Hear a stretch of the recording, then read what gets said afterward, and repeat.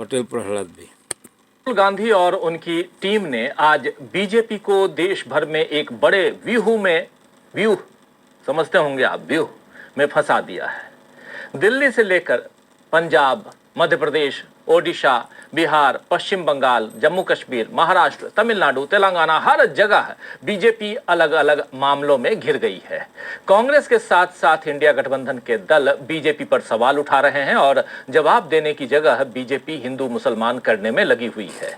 आज राहुल गांधी ने एक ट्वीट कर बीजेपी को पेपर लीक पर घेरा और इसमें उन्होंने पद्म व्यूह, जी हां, इसलिए व्यूह मैं कह रहा था, चक्रव्यूह, पद्म व्यूह, ये चक्रव्यूह का तो इस्तेमाल राहुल गांधी ने पहले किया है इस शब्द का। और आपको याद होगा कि संसद में जब राहुल गांधी भाषण दे रहे थे तो चक्रव्यूह की उन्होंने बात कही थी। और महाभारत काल में भी चक्रव्यूह शब्द वहां से आता है, आपको वो भी याद होगा।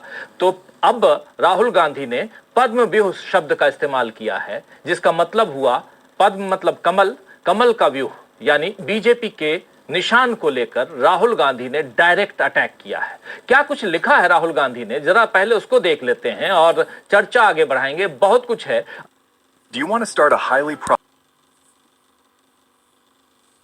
आपके सामने रखेंगे 6 राज्यों के, राहुल गांधी लिख रहे हैं, 6 राज्यों में 85 लाख बच्चों का भविष्य खतरे में है, खतरे में। पेपर लीक हमारे युवाओं के लिए सबसे खतरनाक पद्म व्यूह बन गया है, पद्म व्यूह बन गया है। देखिए, पेपर लीक मेहनती छात्रों और उनके परिवारों को अनिश्चितता और तनाव में धकेल देता है, उनके परिश्रम का फल उनसे छीन लेता है। साथ ही ये अगली पीढ़ी को गलत संदेश देता है कि बेईमानी मेहनत से बेहतर हो सकती है, जो पूरी तरह से अस्वीकार्य है। अभी 1 साल भी नहीं हुआ जब नीट पेपर लीक ने देश को झकझोर दिया था। हमारे विरोध के बाद मोदी सरकार ने नए कानून के पीछे छुपकर उसे समाधान बताया, लेकिन इतने सारे हालिया लीक ने उसे भी विफल साबित कर दिया। ये गंभीर समस्या एक सिस्टमेटिक फेलियर है। इसका खात्मा सभी राजनीतिक दलों और सरकारों को मतभेद भुलाकर मिलकर कड़े कदम उठाने से होगा। इन परीक्षाओं की गरिमा बनी रहना हमारे बच्चों का अधिकार है और इसे हर हाल में सुरक्षित रखना होगा। ये राहुल गांधी कह रहे हैं और राहुल गांधी ने पद्म व्यूह शब्द का इस्तेमाल किया है यहाँ पे। और ये जानना जरूरी है, आपको याद होगा कि इससे पहले संसद में, जो मैं पहले भी कह रहा था कि राहुल गांधी ने जब चक्रव्यूह शब्द का इस्तेमाल किया था तो बीजेपी बौखला गई थी और अब तो सीधा उसके चुनाव निशान पर, यानी कमल पर और पहचान पर बात आ गई है। वहीं अब जरा पंजाब चलते हैं। पंजाब कांग्रेस ने 2 साल बाद होने वाले चुनाव के लिए 5 घंटे की मैराथन मीटिंग की है और इसमें आम आदमी पार्टी और बीजेपी दोनों को पस्त करने की रणनीति बनाई है। इस बारे में पंजाब कांग्रेस प्रभारी भूपेश बघेल ने जो कुछ कहा है, आइए जरा सुन लीजिए। छोटी सी बानगी भूपेश बघेल की।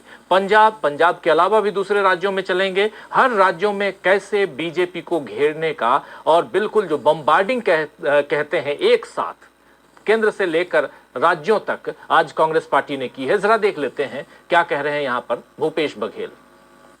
अभी पंजाब पॉलिटिकल अफेयर्स कमेटी की बैठक हुई और हमारे 6 एजेंडे थे, सभी ने खुल के बात की और संगठन को मजबूत करने का जो निर्देश अखिल भारतीय कांग्रेस कमेटी ने दिया कि हमारा संगठन मजबूत करने का वर्ष है, तो उस विषय में बड़ी विस्तार से चर्चा की गई।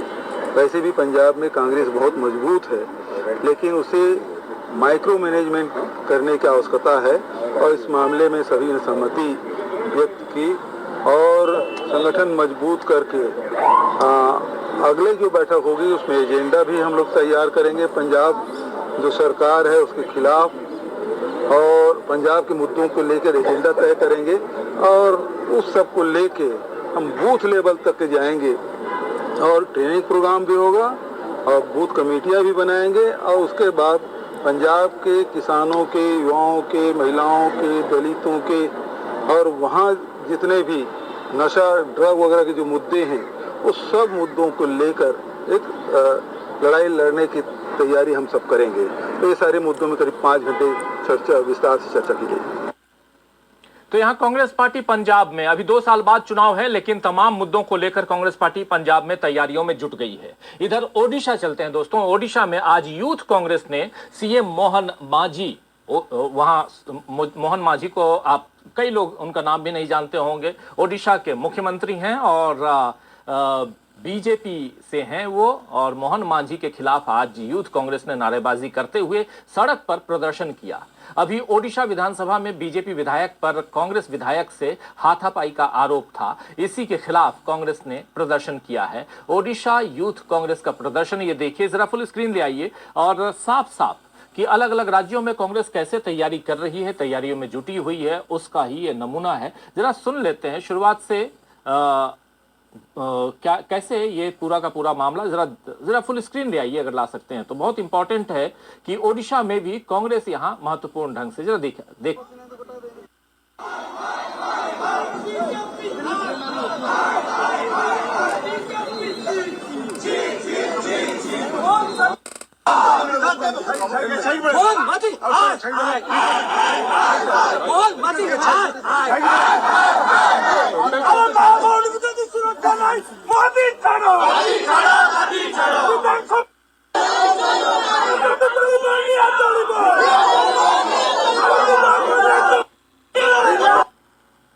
मोहन मांझी गद्दी छोड़ो, हाय हाय हाय हाय के नारे यहाँ यूथ कांग्रेस के नेता लगा रहे हैं ओडिशा में। इसी तरह मध्य प्रदेश में भ्रष्टाचार के मुद्दे पर कांग्रेस नेताओं ने बीजेपी सरकार के खिलाफ नारेबाजी की।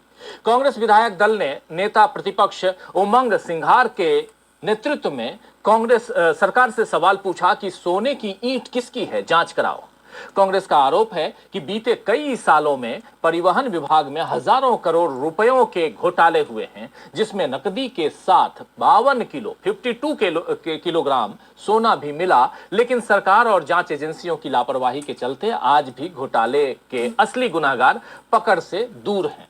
इसी पर कांग्रेस ने आज यहां प्रदर्शन किया है। जरा मध्य प्रदेश की बानगी देखिए, जरा फुल स्क्रीन ले आइए मध्य प्रदेश को।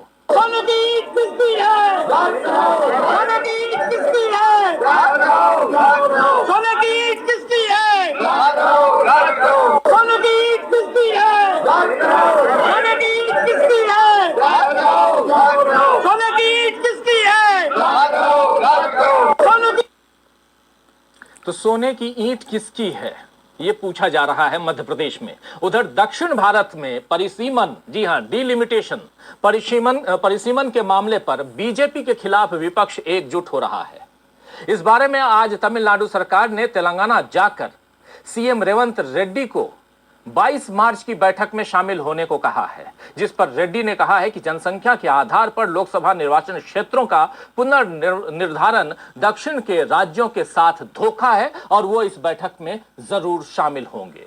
दरअसल आपको बता दूं दोस्तों कि परिसीमन का मामला, डिलिमिटेशन का मामला दक्षिण भारत में इसलिए भी ज्यादा जोर पकड़ रहा है क्योंकि वहां पॉपुलेशन कम हुआ है।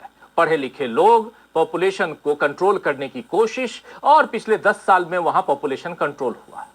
लेकिन पॉपुलेशन कंट्रोल के बाद हो यह रहा है कि केंद्र सरकार चाहती है कि वहां कुछ सीटें कम कर दी जाएं और वहां के राज्य नहीं चाहते हैं कि सीटें कम हो। लड़ाई इसी की चल रही है।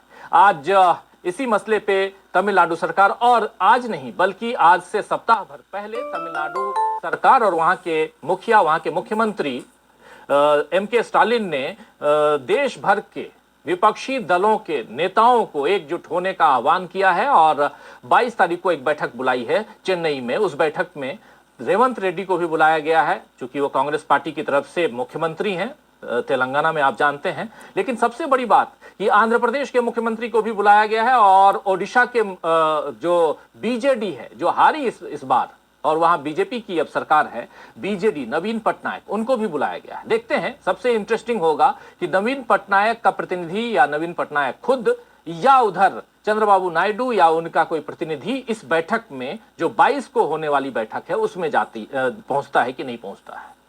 वहीं महाराष्ट्र में तो अब बीजेपी के खिलाफ उसके सहयोगी नेता अजित पवार और एकनाथ शिंदे ही खड़े हो रहे हैं। ये दावा आज शिवसेना यूबीटी के प्रवक्ता आनंद दुबे ने किया है। आनंद दुबे ने बताया है कि अजित पवार और एकनाथ शिंदे दोनों को बीजेपी ने ठगा है। आइए जरा सुन लीजिए कि कैसे ये दोनों, अजित पवार और एकनाथ शिंदे, दोनों को बीजेपी ने ठगा है और इसलिए ये दोनों एकजुट हो रहे हैं। सुनिए आनंद दुबे को। पवार का बयान आया कि जिस तरह से महाराष्ट्र में बयानबाजी हो रही है, साफ तौर पे नीतीश रानी को लेके का अजीत पवार के बयान के बाद जो हम सबको समझ में आ रहा है महाराष्ट्र वासियों को कि महायुति सरकार में फूट पड़ गई है। अजीत पवार और एकनाथ शिंदे मिलकर देवेंद्र फडणवीस और बीजेपी को घेरने का काम कर रहे हैं, क्योंकि बीजेपी ने जिस प्रकार इन दोनों को दबा कर रखा है, 23 नवंबर के नतीजों के बाद से ही एक गुलाम की स्थिति में आ गए एकनाथ शिंदे भी और अजीत पवार भी। अब उन्हें मौका मिल रहा है, क्योंकि जिस प्रकार इनके नेता हिंसा की बात कर रहे हैं, नफरत की बात कर रहे हैं, तो अजीत पवार एकनाथ शिंदे को मौका मिल गया है। देवेंद्र फडणवीस जी ने एकनाथ शिंदे के शुरू किए गए सभी कामों को बंद कर दिया, चाहे आनंद सीधा हो, चाहे खाने की व्यवस्था हो, चाहे धर्म यात्राओं की व्यवस्था हो, सबको फंड देना बंद कर दिया, सबको रोक दिया। तो ये तीनों में आपस में इतना मनमुटाव है, इतना सिरफुटवल है कि महाराष्ट्र की जनता इस समय त्राय त्राय कर रही है। जिस प्रकार बजट में भी आपने देखा, बजट में अजीत पवार का ये बजट नहीं था, ये बजट देवेंद्र फडणवीस का बजट था। अजीत पवार ने केवल उसको पढ़ा है। आप देखिए, लाडली बहन योजना के पैसे में कटौती कर दी गई, किसान निधि सम्मान योजना में कटौती कर दी गई, जो हमारी अपना आशा वर्कर्स हैं, आंगनवाड़ी बहनें हैं, उनको कोई फंड नहीं, युवाओं को कोई बेरोजगारी भत्ता नहीं। तो ये क्या था? तो अब इसका बदला अजीत पवार देवेंद्र फडणवीस के लोगों से ले रहे हैं, क्योंकि अजीत पवार और एकनाथ शिंदे दोनों को किनारे लगाने की कोशिश में बीजेपी महाराष्ट्र में, और इस बारे में शिवसेना उद्धव गुट के नेता और प्रवक्ता आनंद दुबे अपनी बात रख रहे थे। सवाल पूछा गया था इन्हीं दोनों पार्टियों के ऊपर। महाराष्ट्र में एनडीए में टूट साफ दिखाई दे रही है दोस्तों, और बिहार में एनडीए का कोई भविष्य नहीं दिख रहा है, क्योंकि अब तेजस्वी यादव ने बता दिया है कि नीतीश कुमार की सेहत पर कितने सवाल खड़े हो रहे हैं। आइए जरा सुन लेते हैं। सेहत पर लगातार सवाल, नीतीश कुमार की सेहत पर लगातार सवाल, लेकिन आखिर सवाल क्यों उठ रहे हैं? नीतीश कुमार की बानगी जो है, जो वो कह रहे हैं, उसमें कुछ न कुछ ऐसा जरूर है जिससे लगता है कि उनका जो स्वास्थ्य है, उनकी सेहत जो है वो ठीक नहीं है। सुनिए जरा तेजस्वी यादव ने क्या कुछ कहा है। जब इस पड़ाव पे वो पहुंच गए, इधर पे कैसे लिया ना, हम लोगों को कामना करना पड़ रहा है कि भगवान उनके स्वास्थ्य को ठीक रखे। बार बार इस तरह का बोली सदन में हरकतें, ये साफ दिखाता है कि ये नॉर्मल नहीं है। और हमको लगता है कि नीतीश कुमार जी को खुद से इस्तीफा दे करके जो है दे देना चाहिए। और लगातार घटनाएं हो रही हैं, सदन में भी बैठते हैं तो तरह तरह का इशारा करते रहते हैं। राबड़ी देवी जी को हिंदी लगाते हैं, इशारा करते हैं। आप समझ सकते हैं हिंदी पर जो है मुख्यमंत्री इशारा करते हैं, हिंदी क्यों लगाई? हम तो चाह रहे हैं कि भाई वो वीडियो निकलवाएं सदन से जो इशारा करते हुए, और उस तरह की बातें अब हमको लगता है। इससे पहले भी जो मंत्री रही है शीला मंडल, वो बिंदी पे लगातार वो टिकट टिप्पणी करते रहे। कोई भी टीका लगाता है तो लोगों में वो लड़वाने का माथा काम करता है। ऐसा कितना वीडियो आप लोगों को।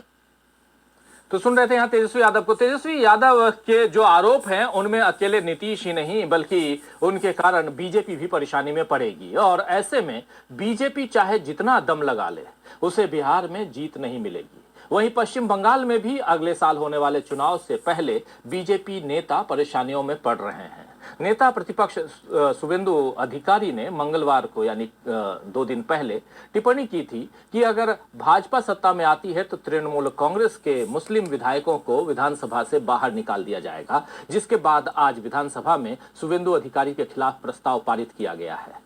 बीजेपी ममता बनर्जी पर हिंदू विरोधी होने का आरोप लगाती रही है, लेकिन अब तो उसी का मुस्लिम विरोधी चेहरा साफ नजर आ रहा है।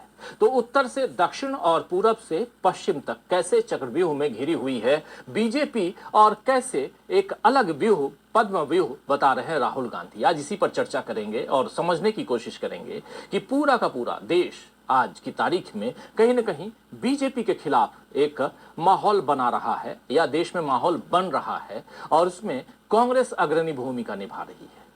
कैसे हो रहा है? होली से एक दिन पहले आज होली का दहन है और बहुत सारी खबरें हैं दोस्तों। उन खबरों के साथ चलिए